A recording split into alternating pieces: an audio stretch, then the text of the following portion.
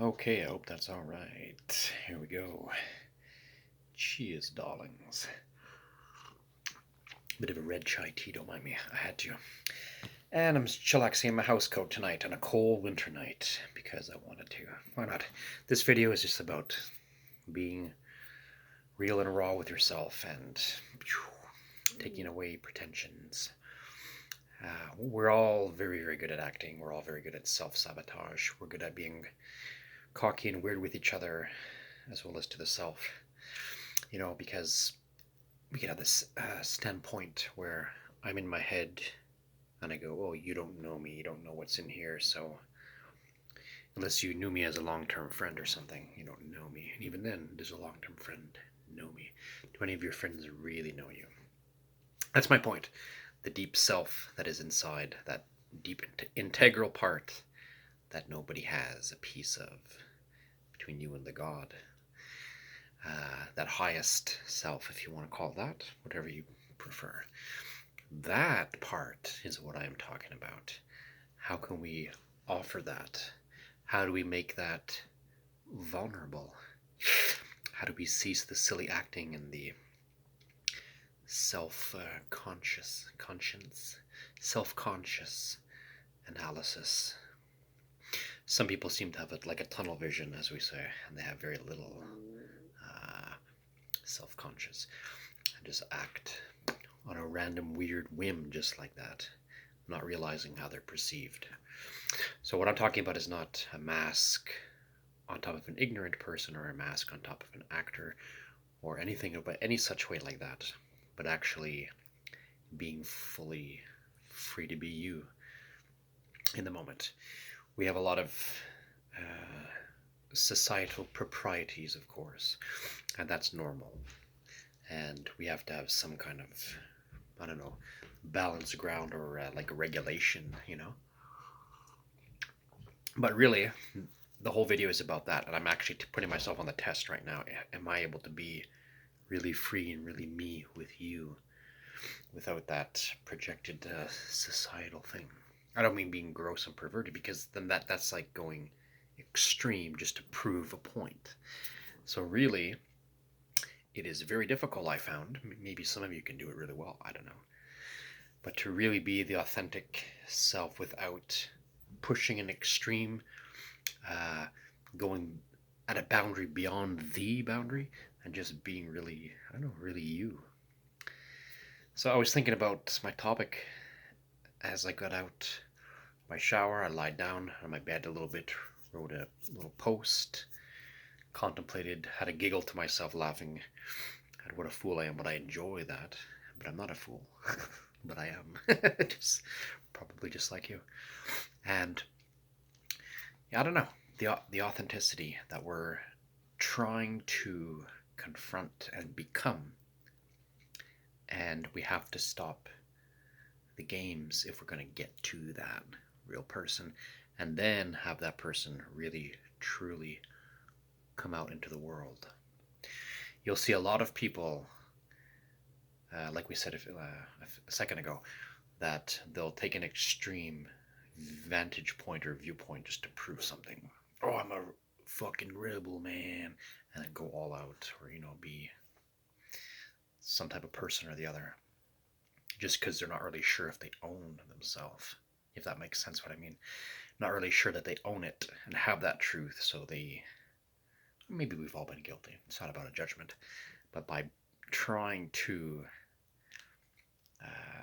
go anywhere, any teetering point at all off the real self, because only that finally, like a toothpick, man, only that fine edge.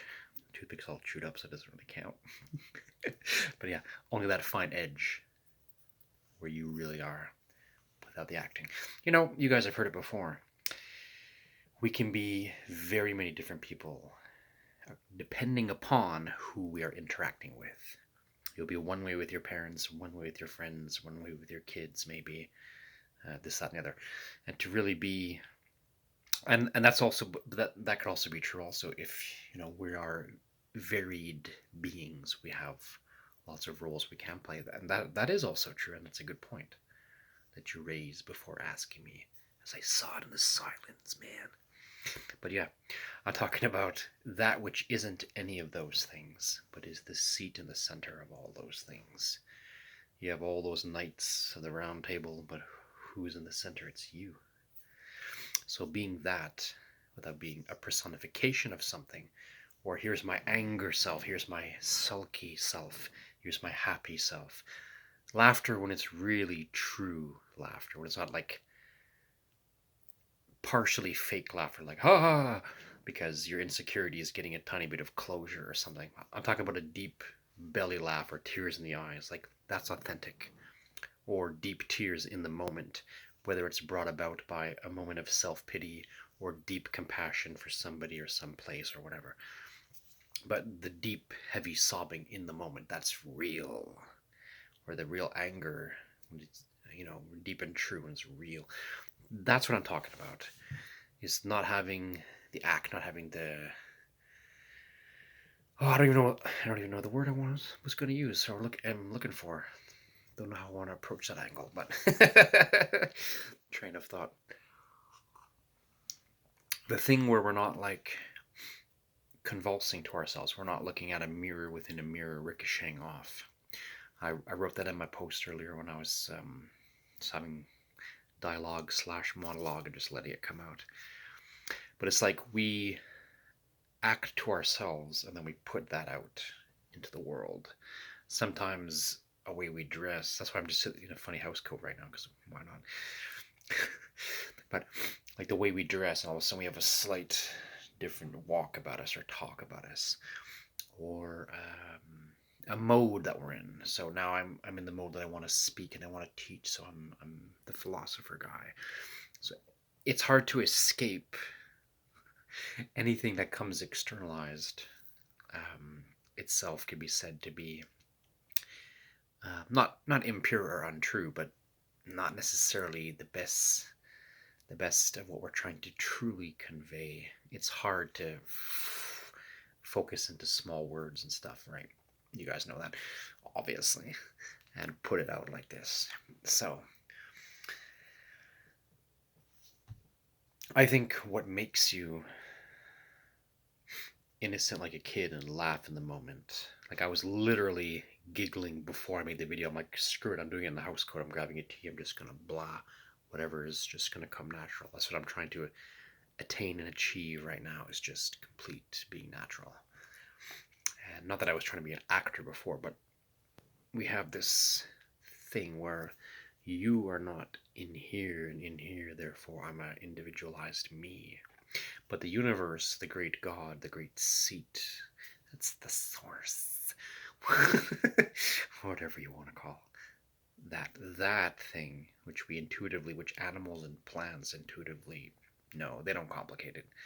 That being inside of us, looking outside, that is what ends up being what we can call a developed conscience, or a state of an ego taken down, because I will make every mountain low and every valley full, because everything is equalized.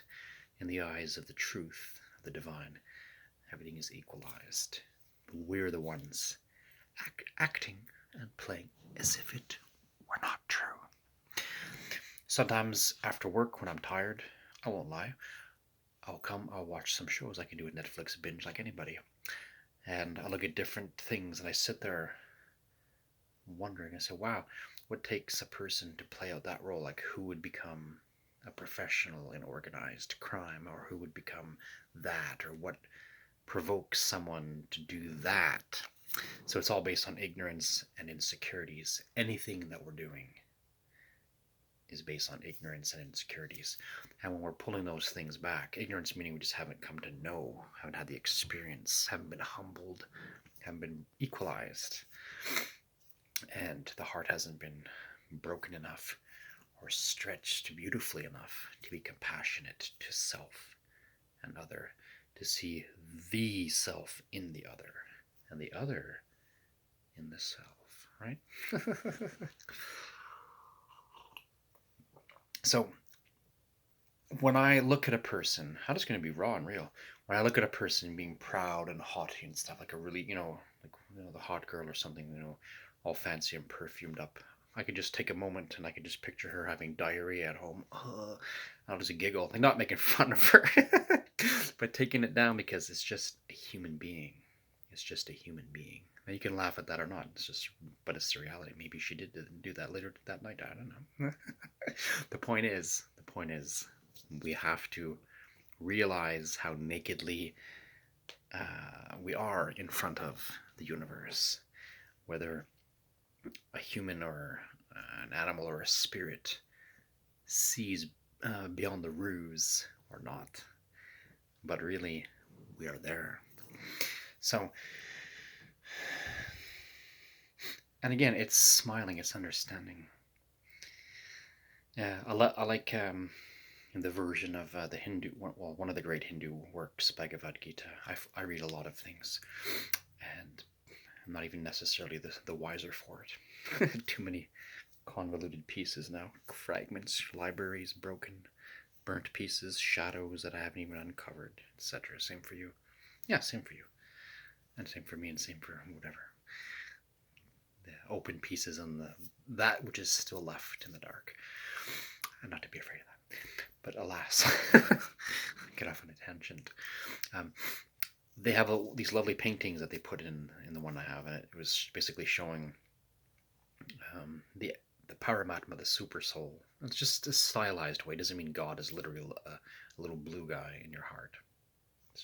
It's a way of depicting the truth. It's cute. It's a style. But inside the heart of all entities, even the brigand and the highway robber, even in the elephant, even in the nice sagely person, even in the dog that's barking at somebody, even anything, the God, the source, the whatever you want to call the primal life force, is sitting and smiling and waiting for the other self, the acting self, to wake up and realize it. Like what the Buddha said, taking off the veil and the shadows, and to see the true self that is not a self at all, and it's just the everything. So we have a right, I always try to say too much in these videos, but we have a right to exercise, to be an individual. That's the point. That's why we're here in this world, suffering in this world, having joy in this world, having heartaches and bliss, and having confusion and grand moments of divine truth, and all and everything in between and around it, because we want something to do, not just sit perfected. It's not like you reach enlightenment and that's it, it's all done necessarily. And if so, then I'm definitely wrong, or I'm not ready for it. Maybe I can recognize my eternal prime self as the aloof, the untouchable, but also am here in this man's body, speaking this King's English and all that. And what is it really that I'm doing? I find myself having a weird time sometimes, like not even being able to act in the world or be who I want to be because of the inhibitions and the restrictions that I put on myself, or the society puts on myself, and same for you guys. That we're afraid to be true because we don't want to be crazy, we don't want to be jailed, and we don't want to lose our mind. Like we said earlier, we don't want to have to go too far to prove that we can be, I'll tell you a cute story. My mother was a bank teller for years. End of story. No, she's a cute, adorable lady, a very good person, my mom. We're good friends. But yeah, she was a bank teller for years, and one of the branches that she worked at in a place not too far from where I currently am, up in a place called Beechwood. There was a funny, eccentric old gentleman at the time. My mother supposed he was around 80 years of age, and he would come to the bank in winter in a fur coat with lights. He had like little blinking Christmas lights on his person, on his coat. This is a funny, eccentric old guy, and he could care less. And he said, if they think I'm crazy, what does it matter? And at that age, good for him, right? What are they going to do? Oh, gosh, that's great. Great freedom.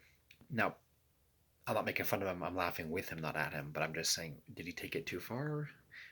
Was he trying to prove a point to himself? to somebody else, or was he just really authentically being raw and real? It's funny that we can do these things or not do these things. So that's really what I want to say. How much maybe that'll be the title of my video. I didn't even have one planned at all. Didn't even know what I was going to say, other than just peeling off masks. How much are you the prisoner of yourself? Because I know I'm a huge prisoner of myself. I've broken,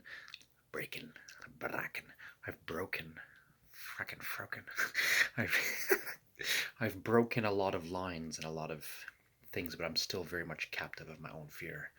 I'm still very much, oh, what are they going to think about me? Very self-conscious person I am. I really am. I'm trying to break that. I'm trying to not be gross or weird, not like I said, not push things. I don't mean to say like I'm naturally a weird perverted guy. I like sex and stuff like most people, but what I mean is not having to take what's inside of you and exaggerate it and then make yourself strange. And some things are just like ideas or thoughts entertained. Doesn't mean we have to do it out loud. Like dress up like a soldier, a toy soldier or something like that, and like trumpet. I often have fantasies of myself with I can picture through somebody else's eyes driving a car. Then they would see me on like a thin strip of road, and there I am like beating my shaman drum, looking at them, dong dong dong, because they would never see that. That would never really happen. How often would that happen? So would they remember that for life? Wow, what the hell was that? That guy's crazy. Was that a ghost? And that shaman guy is me. That is a part of me. But maybe I wouldn't do it because I don't want to, ruffle the feathers of people. There's a sense of propriety and not wanting to, disturb the status quo too much either. But is that also the part of myself that wants to hold that back? Is that being restricted because of something, or is that just a good thing to do? Hold a little bit back. So I don't know. I'm saying like a billion things. I'm just expressing to you, my dear, about being a prisoner for yourself or not. How real with yourself are you? It is funny. Are we really that much ourselves with other people? You are going to be most true to yourself probably lying down in your bed thinking, wondering and worrying about the next day, or giggling about something, or looking about an infatuation that you have. I'm saying you, but it's me too. And this is my silly acting self being the clown. To make you laugh. And that's another topic too. Do we go to far ends to make other people feel happy and good? Who is going to far ends to make other people feel bad and down and lock them down and be prisoners? Those are the worst criminals of all. The biggest criminal organization is any government, so-called. And yet, because they're less thuggish and brutal than lesser versions and punks and ruffians of those sorts, you need like a professional criminal to control the other criminals until this world actually evolves properly and we no longer need any of that stuff. A real government would just be everybody self-contained and self-responsible and respecting and tolerant, and yeah, you know it. The golden dawn we've been waiting for, man. But okay. No editing on the video, that's just it. That's long enough, I suppose. So I just want to say that, like, how and where are we really free? And when somebody is free, if they push the envelope too far to prove a point, and they know that they've stepped a boundary, and they've put themselves in a mode of insanity just to berserker rage it out, just because they want to prove it to the self that they can, and what is actually really being free and raw and true. I can't answer it. I'm questioning our ability to have that vulnerable, deep core self come out somehow. And oftentimes the best way we can do it is just by looking into the eyes of others and knowing that they know, that we know, that I know, that you know, that you know, that I know. We don't have to say anything. It's just like it's an instant thing. It's like when you have that. It doesn't happen every day. I go in public a lot, just out shopping or walking, or sometimes with a friend at a cafe, or we do a walk in a market, whatever it might be. Same thing for you whenever you're out in public, but I often look for eyes that could match my own.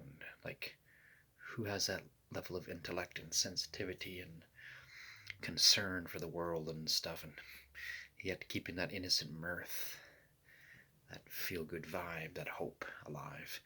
And sometimes you catch that person, and it's almost like you saw yourself really, really well, really truly, and you're like, wow. I saw a twin of mine. He was a black dude, African Canadian guy, African Canadian, black dude, about my age, about my size. This was maybe a couple of years ago, but I remember it vividly. And I could tell without even talking to him, and he could tell that we were the exact level of intellect and feeling and understanding. And we just looked at each other, and he even had a little, he had hair. He wasn't bald, but he had a little goatee just like mine. And we just looked at each other, and we went, and smiled and nodded and passed right by. Never saw him again in my life. And I knew that he knew me, and vice versa, and yet he was a stranger. That was actually really cool. And that's happened to me a couple times, and I'm sure it's happened to you guys a few times as well. But that's the kind of stuff that's real. That's the raw self, the deep, often protected self in the fortress, deep within the boundaries of acting and pretension and defense mechanisms and all that. And yet sometimes it's just open and pure. Sorry, not trying to be gross. And received in purity and truth and beauty, and it's amazing. So, are you a prisoner of yourself or not? That's it. You answered for you. Love you guys. Namaste. Yeah, the video's long enough. 22 minutes, yeah. Catch you on the flip side, my friends. Take it easy.